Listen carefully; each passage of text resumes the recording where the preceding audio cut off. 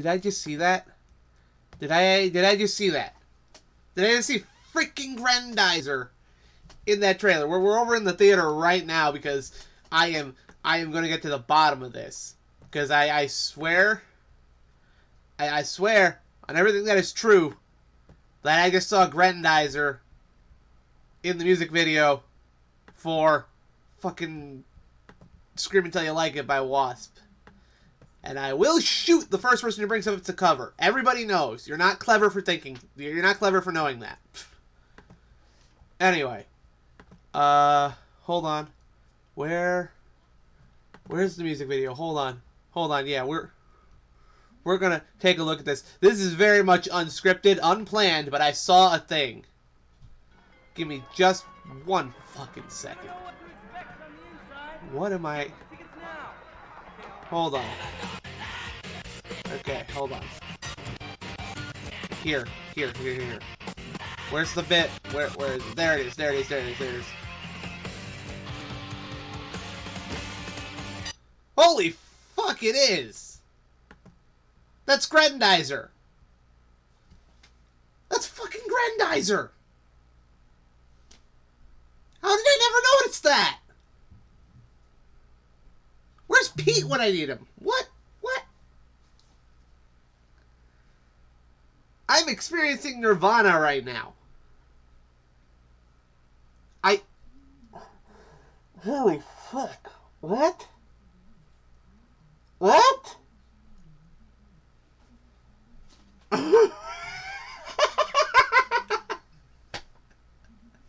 You guys have no idea how funny this is. You have no idea how funny this is. Okay.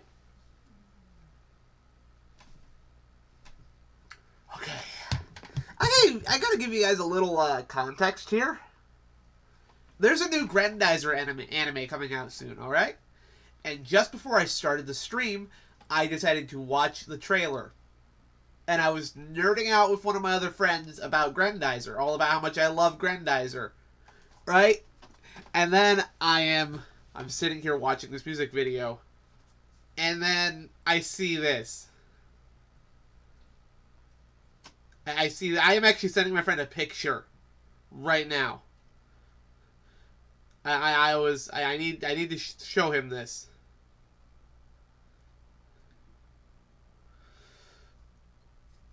I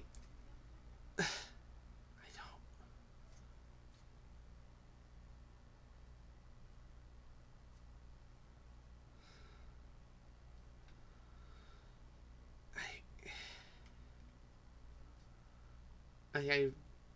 I'm stunned right now, honestly.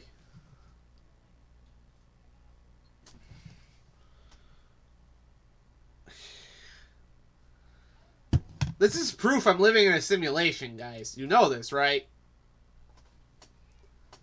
Like, this right here is proof. We're also right at the start of the stream, so, like, almost nobody's watching. So nobody's gonna know that I just had this moment right here. I already sent a picture to my friend. I can take a screenshot actually right here on my phone because I have the stream open. Give me a second. I can do that just fine. Just gotta wait for all the extra stuff to go away, please. Because I already know what the title of my own stream is. Of course I know the title of my own stream. I'm the one who fucking gave it the stream. There we go. Let me just fucking...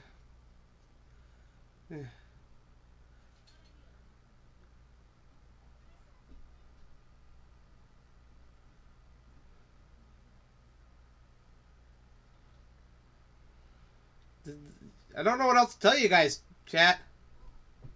This is proof we're living in a simulation.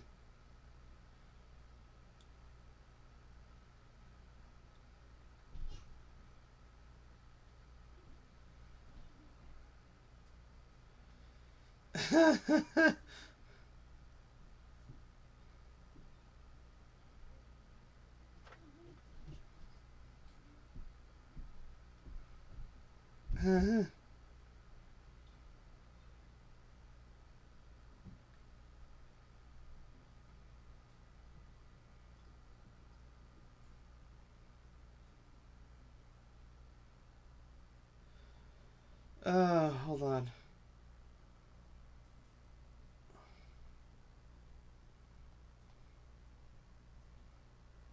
What video is this? Oh, hold on, Falco. I'll tell you. No, I'll tell you what it is. I'll tell you. Oh man, where was this filmed? Hold on. I gotta recompose my thoughts.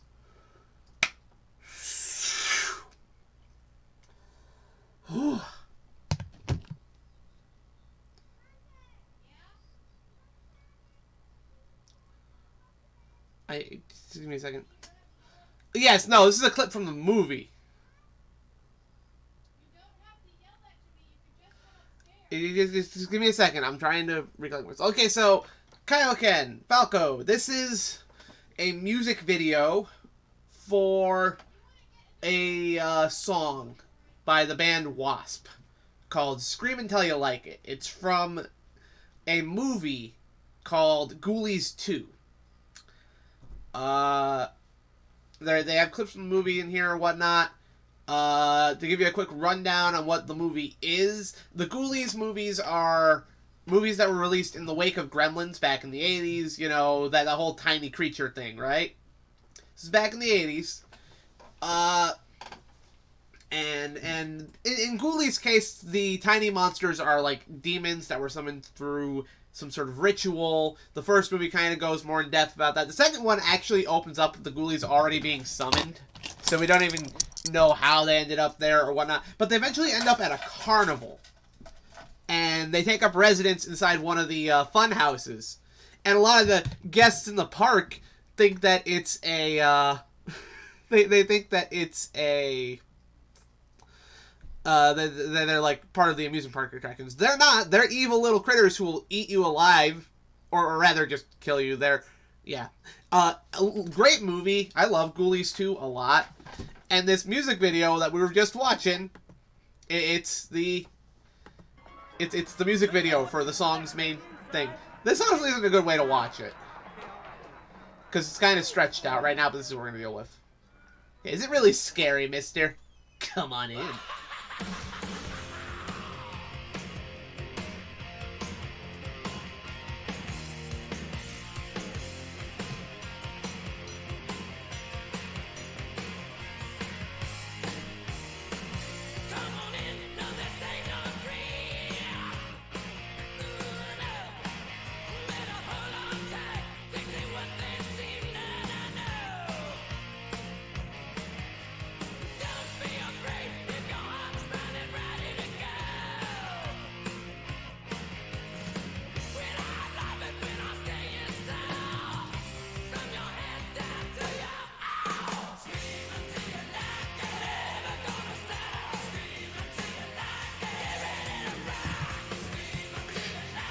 Falco, be honest. This is like one of the most 80s things you've ever seen, isn't it?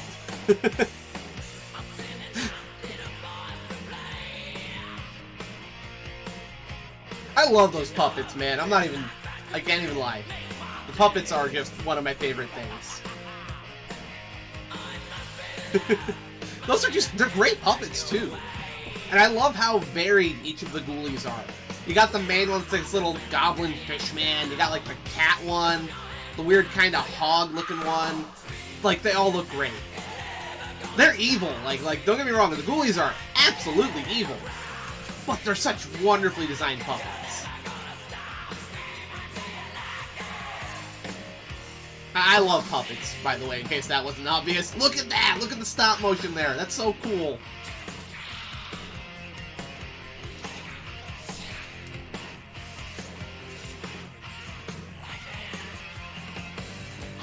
And here we go. There's Grendizer. I lost my mind.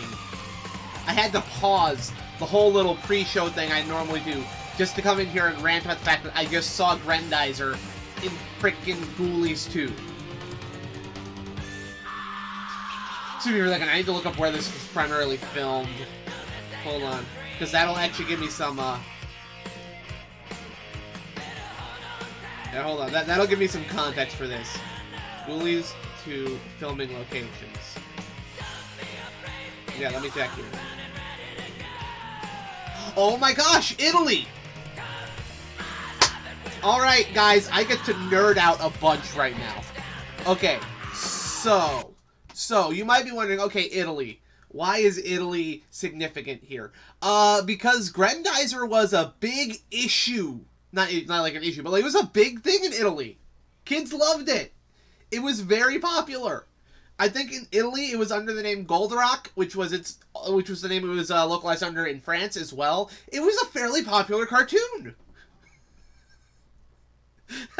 This has stopped being a Gremlin stream. This is only a Grendizer stream. I'm losing my mind. Hi, Mom. Hunter made chili and your sister made gluten-free cornbread. So awesome. when you're ready and you want some, come get some. I will come get some as soon as I quit geeking out over something dumb. So I just want to give you some weird context. So before the show, I watched a trailer for this anime that's coming out that I really want to see. It's a reboot of a property from the 70s that I'm actually a big fan of. Okay. And I'm talking to my friend about it, and then before the show, I'm playing songs from various movies that are like tiny monster movies, so Gremlins, Critters, Ghoulies, and I played the music video for Scream Until You Like It by Wasp that was in Ghoulies 2. And suddenly at part of the trailer, the bigger Ghoulie like smashes the smaller one on one of those, like, you know that carnival thing that you hit with a hammer and it goes up, like, it dings the bell? Oh, yeah. Mm-hmm. Yeah. Do you know what the standee behind it was? It was Grendizer, the robot from this anime in the 70s. Nice. Yes, this was totally unplanned. I'm losing my mind. This is proof I live in a simulation. Okay. Well, you enjoy your simulation until you're ready for chili and cornbread. Yes, ma'am. And yeah, Italy, Grendizer was actually a fairly big deal in Italy. So that's why they would have that stand. That's probably from an actual carnival where they put up the giant Goldorak standee because kids are going to know what that is and they're going to want to go play that machine because, dude, it's Goldorak. I love that thing. My mind is blown right now. And the fact that almost nobody's watching because it's just started my stream, that pains me. Because you have all just seen me at peak nerddom. I'm saving this whole segment just so you all can... Just so y'all can see this. I might upload this bit to YouTube later. Because y'all just saw me at just the height of my geekdom. I'm not even ready to be on stream. I don't have a bandana on. I'm wearing, like, this is literally what I've been wearing all day. I got, like, this Mario shirt on. I'm wearing shorts in the middle of winter. Because, quite frankly, I hate wearing pants. And if it's warm enough inside, I will wear shorts if I can get away with it. Because I hate pants. Actually, I think back here on the seat. Yeah. I have the pants here I was planning to wear if I got cold, but I haven't gotten cold yet. So yeah, I am completely unprepared. I had to stop everything to jump in and go, was that motherfucking Grendizer? Yeah, you know what? Fuck it. This stream has become a Grendizer stream for a couple minutes. I'm not even joking right now. I'm going to cue. I don't actually have a lot of Grendizer stuff to show. I have some toy commercials. I have a couple of the openings, but I have enough to nerd out. Oh, I can believe it was filmed in Italy. That was a pretty good thing. Northern Ice, did you say chili? Yes, she did. Chili and cornbread, man. I'm gonna go eat some once I'm done geeking out here.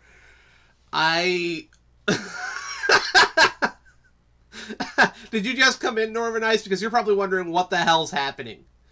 Because this has stopped being a Gremlin stream. This is now Shaggy Geeks Out about 70 super robots showing up in a music video. Northern Ice, did you just get here? Do you need a recap on the shit that's happening?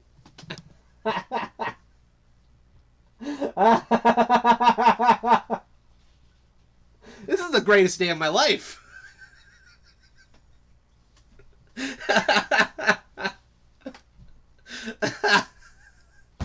Oh man, right before the video.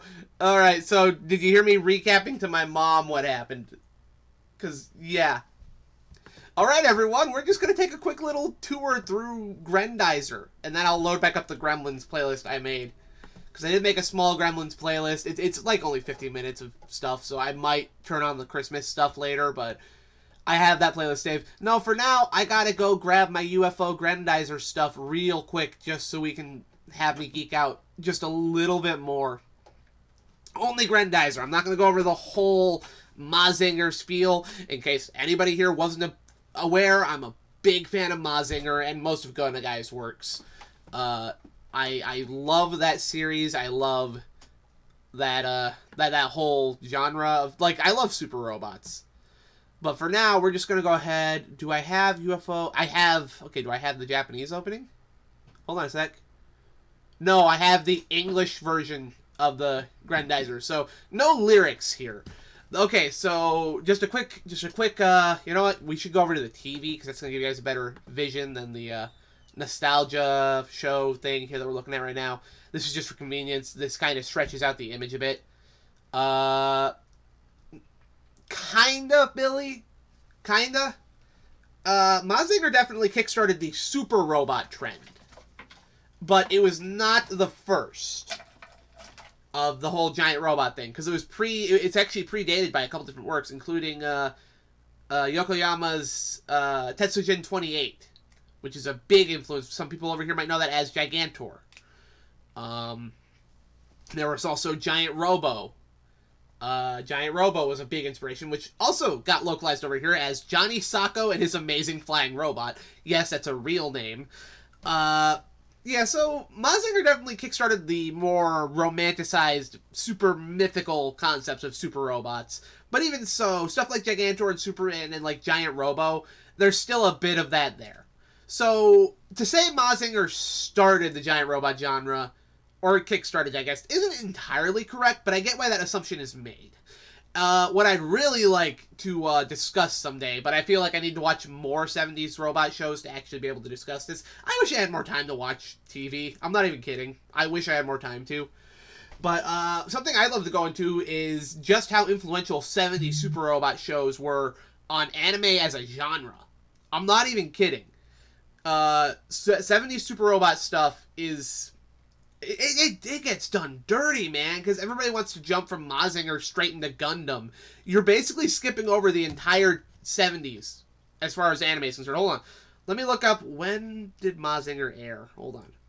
When did Mazinger air? 1972. Yeah, 1972. Okay, Gundam came out in 1979. You're skipping almost 9 years of history there, just in favor of going, and then Gundam changed everything. When in reality, Gundam was just kind of a point that we were culminating to over the course of the 70s. If you've ever watched the original Gundam, it's actually very... I don't know when the manga came out. I'm just going to assume 71, 72, Billy. I know that's not important to what I'm trying to figure out here. If you've ever watched the original Gundam, there's a lot, and I mean a lot, of leftovers from Super Robot shows. Like, a lot of it. If you watch it, the way the Gundam functions in the original 1979 series, it behaves like a super robot in a lot of ways. It's just starting out the real robot genre, where things are trying to be a little more realistic. Come the 80s, we'd get a lot more series that try to be a lot more realistic with the robots. The original Gundam, and even some of the other Universal Century stuff, Double Zeta Gundam, that robot is very much erring on the super side of things. Anyway, there's a lot of history in 70s super robot shows that just gets ignored in favor of the big names. So I see a lot of people jump from, oh, Mazinger started the mecha genre and then Gundam started No, it's a lot more complicated than that. You can't just point to one thing as the origin of the species, essentially. Like, it's not how it works. It's a very complicated process. There's a lot of really cool 70s shows that came out, some of which were just... Like, you know how everybody loves to praise Evangelion for being revolutionary? In a way, Evangelion was, but I'd argue it's only revolutionary in the same way, like, the big name mecha are.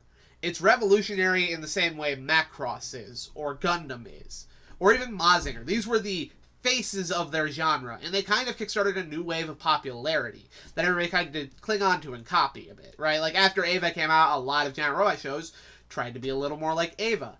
But Eva itself is only aping from a lot of previous, like, mecha and giant, like, monster shows. It's not even subtle about it. The issue is that most people watching Evangelion aren't giant fucking weebs like I am, who actually knows a lot of this shit about old school giant robot shows. Like when it comes to the 70s Super Robot shows, we were getting shows with pathos in it as early as... Oh, what was... When did Zambot 3 Air. That's the next thing I gotta figure out. Zambot 3. How long before Gundam was that? Oh, let's see. Zambot 3. 1977. So 1977, we got Zambot 3, which was kind of one of the first giant robot shows to really kind of go into the psychology of what piloting one of these war machines would actually do to you.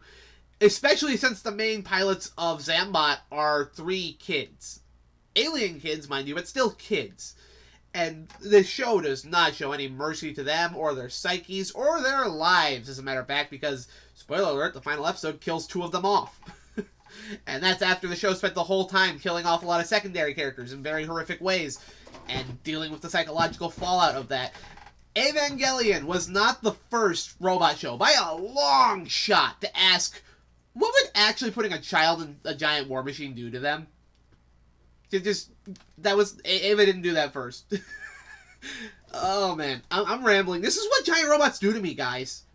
If you want to get me just rambling for hours about something stupid, bring up the history of mecha to me, and I will launch off. Because this is what you get. Because I love all of it, and I wish I could watch more of it. There's a few giant robot shows from the 70s I really wish I had more time to watch. I would love to actually watch the entire Grendizer series. I've seen a couple of episodes. I've read the manga. That's actually how I got into a lot of this stuff, is that, while I haven't seen all the shows, I have consumed a lot of manga. I've read a lot of Mazinger, Getter Robo, Grendizer. Like, I've read these manga. And I love them. But, when it comes to that sort of stuff, it's just kind of like, I wish I had more time to watch the TV shows as well, because the TV shows are kind of what really springboarded the popularity of this all. And there's a few really notable 70s mecha that I wish I had a little more familiarity with, like Raideen. Brave Raideen is something I wish I had more experience with. What was the one that Leiju Matsumoto worked on? Leiju Matsumoto worked on one of them. And it's actually a very beautifully animated show for a 70s program on TV, and I'm trying to remember what its title was, and I can't, but I want to watch that one too. Zambot 3 I might watch, but that show's kind of heavy considering this is my point I'm trying to make, though, is that 70s Super Robot stuff deserves more respect.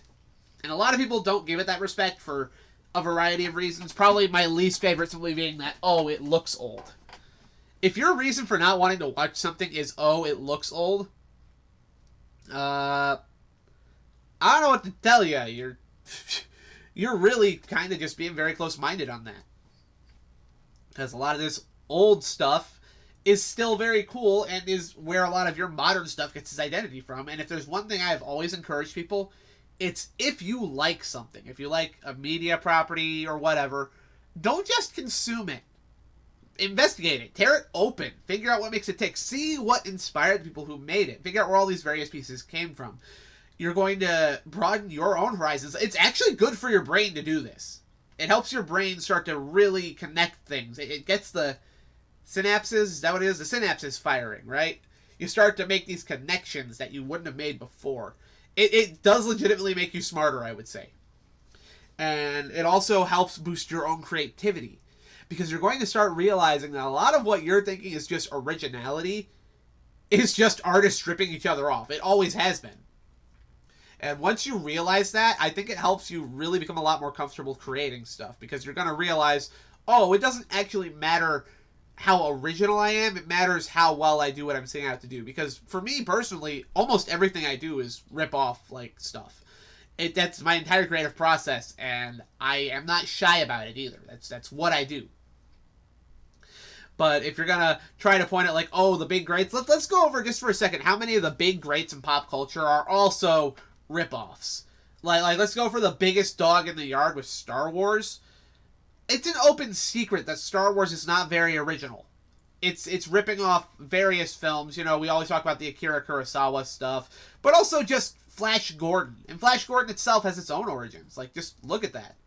I'm not saying to be proud of being a rip-off artist. I am saying don't worry about it. It's like, there's a fine line you have to balance here, right? Like Ghoulies. Ghoulies is trying to... Oh, guess what, KBX? I did try to tune into your stream tonight, man. I'm sorry it wasn't working out for you. I I would recommend in the future not trying to stream the two platforms at once because it takes a lot of bandwidth and you're having to balance two different systems, which can be a little tricky. The app you're using the multi-stream? Uh-oh. What happened, dude? I am here to listen, although I am going to have to go to commercials for a bit because I want to get some of that chili. Alright, I would like to get some of that. Oh, Critters is an interesting, it's stupid and dumb, you don't even need it.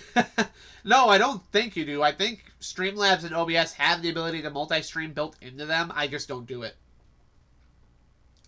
I ain't going to try to balance... I'm not going to try to balance two streams at once. Well, two streaming platforms at once. I will stick with doing this on Twitch until I decide Twitch doesn't work anymore.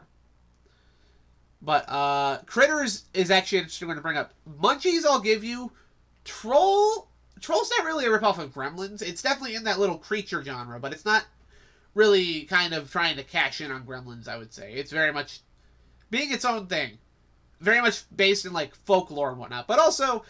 definitely in the Ghoulies universe, I would say. No, with Critters you bring up an interesting point, and I'm rambling, and I should really get back to the show. Start YouTube. Yep. Okay, that would work, man. Glad you figured that out, though. You're on two platforms at once? Very cool. So Critters. Critters is one that I want to, I'm going to get on this for a second before we go to what I was originally doing. Seriously, this entire show has been derailed. Anyway, so Critters was actually in development before Gremlins. Like, that script was being written before Gremlins ever came out. This is something I actually researched a long time ago when I made my video on Critters on YouTube. Terrible video. I don't recommend watching it. It's actually... It comes from an age where I could only upload videos in like I had to upload videos to like keep them under 15 minutes long because that's how bad my upload speed was. And if I had them all, like those 15-minute long videos, those took all night to upload. It was ridiculous. But yeah, that video had to be split in two parts. But I did do a lot of research to figure out about it. And yeah, the Critters script was actually written way before, well, not way, but it was being written before Gremlins dropped. Like, for real, when was it first developed? I don't know. I'd have to look that up again. It's been a few years, but I can tell you for sure, off the top of my head, Critters actually isn't as big of a Gremlins ripoff as you would think. I'd even argue that the sequels start to go a little more in the Gremlins ripoff direction. But that first one, if you pay attention to the whole plot and what it's actually doing, it shares almost nothing in common with Gremlins aside from having these small creatures. The sequels start to go a little bit more on that. Gremlins Gaiden. Yeah, the sequels, like Critters 2, with like the eggs hatching and the critters going through like a growth cycle, them terrorizing a small town, causing a lot of chaos. That's a lot more like Gremlins. And Critters 3, which I haven't really seen a lot of, that takes place in like an apartment. And again, I feel like they're trying to fit a little bit more of that Gremlins feel to it. Whereas the first film, it starts in outer space. You've got the critters breaking out of prison.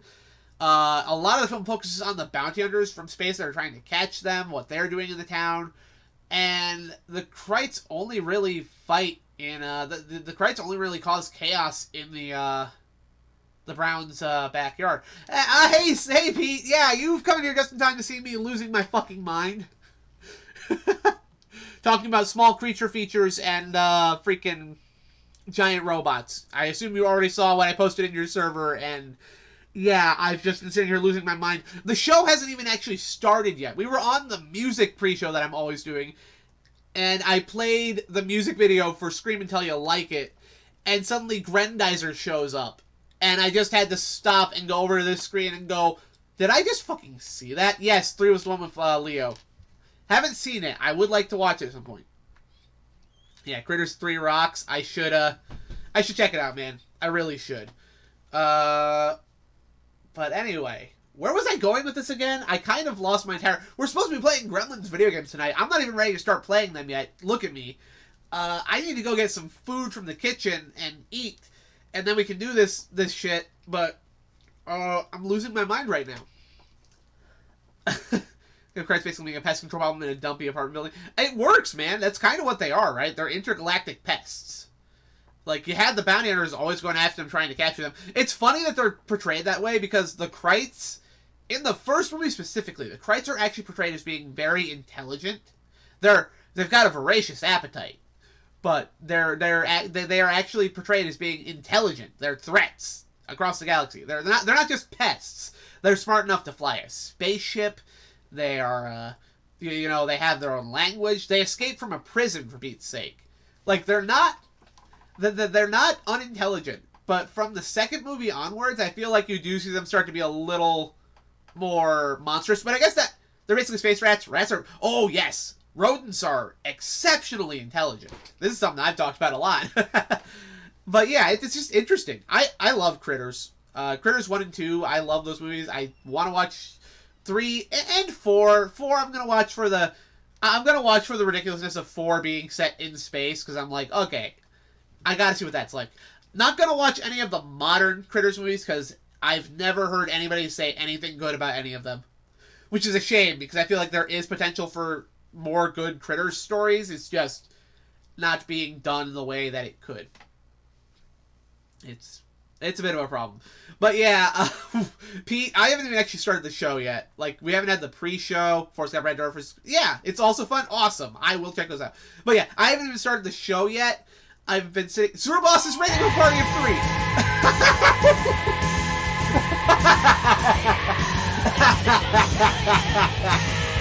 Alright, I'm gonna... Hey, it's playing another Wasp song, too.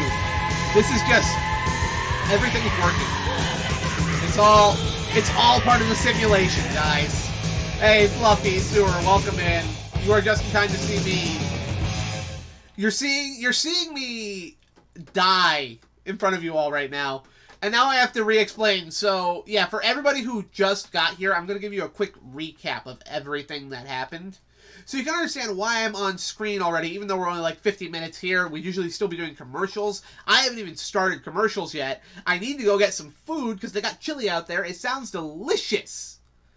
But we're going to have to wait a second as I talk about this because, yeah, I'm losing my mind right now. So, before the show, me and my friend Falco, we were discussing... hold on. You know, it's actually better because I think I downloaded the trailer. Did I? Did I not? I think I did. Hold on a second. Let me check this real quick. Because this will actually help if I did download it. I might not have. Yeah, no, I do have it here. Cool. Alright, so, let me kind of explain a few things. So, before the show, you want some damn chili? Chili sounds great right now. I want to go get it, but just since we had a raid, since Pete came in, KBX came in, Northern Ice just got here in time to hear me recounting the tale to my mom as she told me we had chili. Let me go ahead and break down what's happened. So, I'm a big fan of going to Guys Works, Devilman, Cutie Honey, but especially Mazinger, and especially Grendizer, UFO Robot Grendizer. I love that particular property. I love Duke Fleet. He is my boyfriend. Don't question that. Anyway, so there's a new Grendizer. Proceeds to explain 69 things. Isn't that what I do, though, KBX? Isn't that why you all come here to see me ramble like a madman? Isn't that what you do? Anyway, so I'm with my friend talking about this because they just released a new anime. Here, I'll go ahead and play the trailer. It's gonna be muted for now. Just so we can have display in the background. Also, that's super wide because, yeah, aspect ratio. Whatever. Not important. So, this trailer's playing, and I am really excited for this because I love Grendizer. This anime looks like it's going to be cool. Like, it looks like it's going to be pretty damn cool. And I'm a big fan of this property. But anyway, I'm talking to my friend Falco about this before the stream. Like, how much I love this, how much I enjoy it.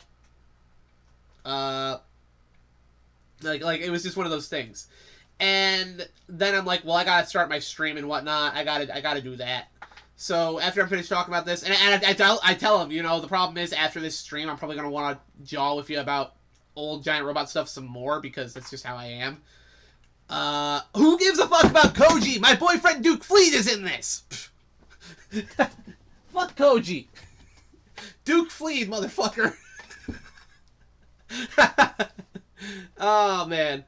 But yeah, I'm excited to watch this because it's Grendizer, dude. I love Grendizer. And the anime looks like it'll be cool. I want to watch it. Anyways.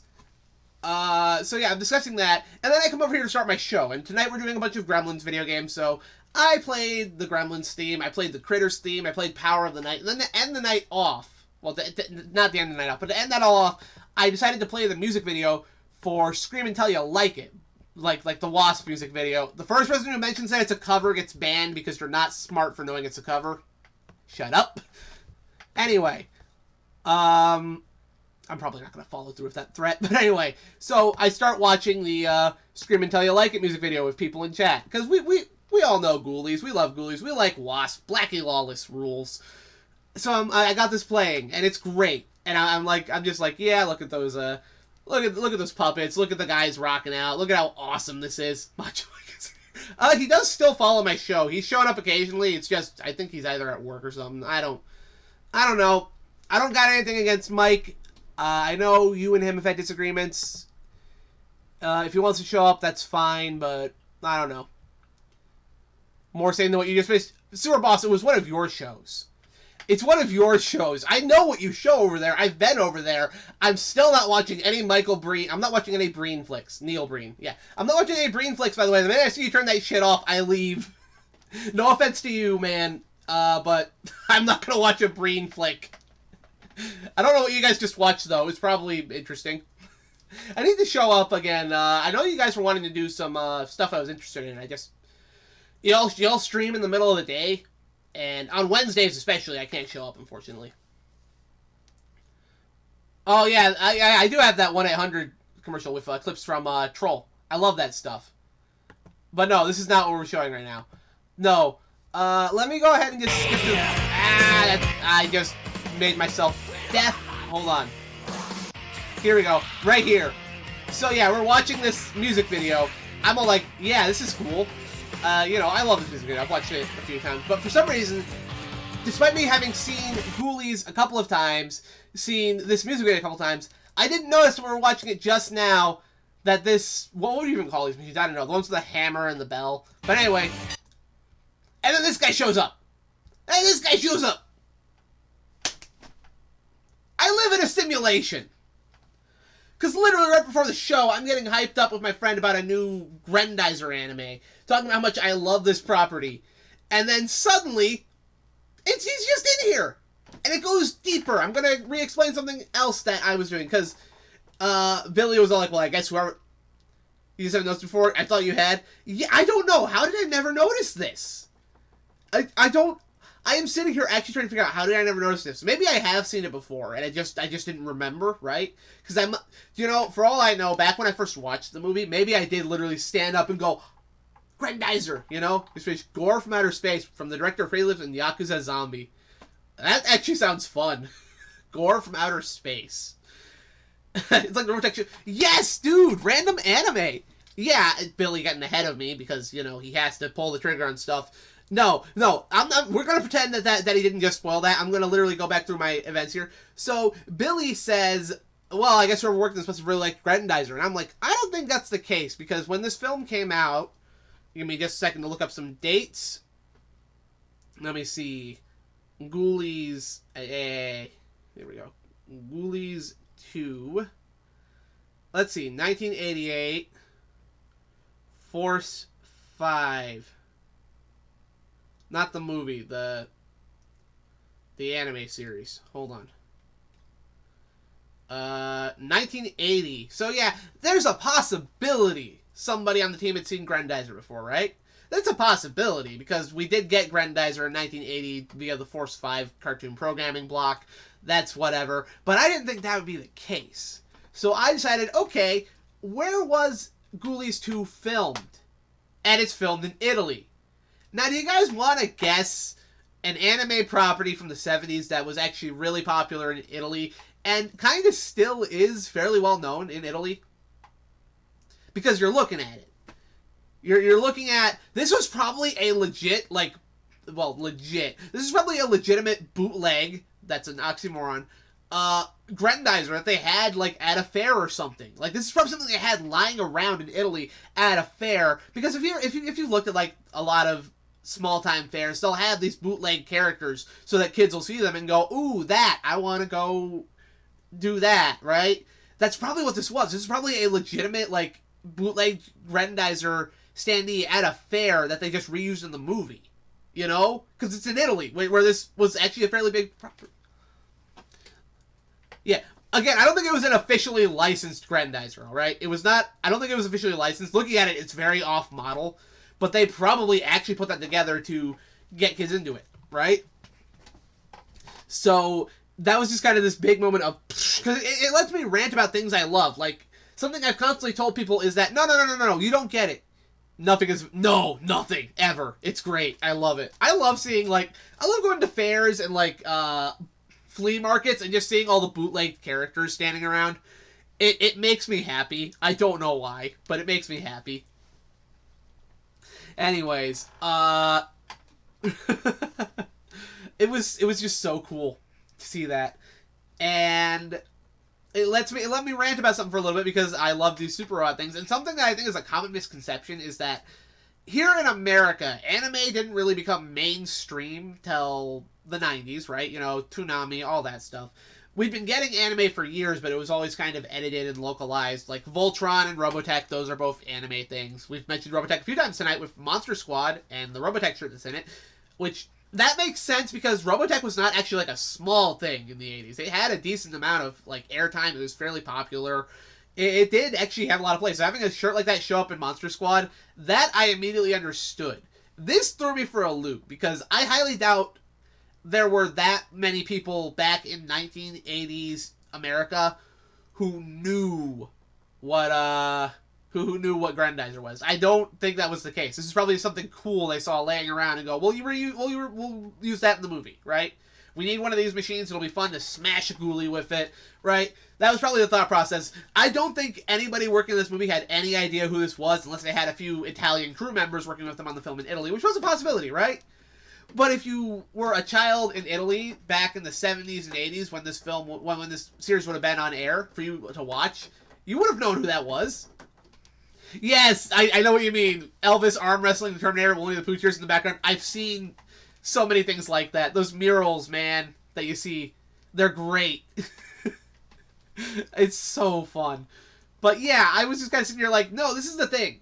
Anime didn't really take off here in the States officially till the 90s, where we were getting like a lot of unedited stuff, you know. We were getting all the Akira and Ninja Scroll stuff on VHS. Toonami would start airing anime, right? Although we still got anime in like the 80s and the 70s. Like hold on, just give me a second. Voltron, Robotech, Macron 1, Star Blazers. Going even back to the 50s with stuff like Gigantor and Tobor the Eighth Man and Speed Racer. Like, it's always been here.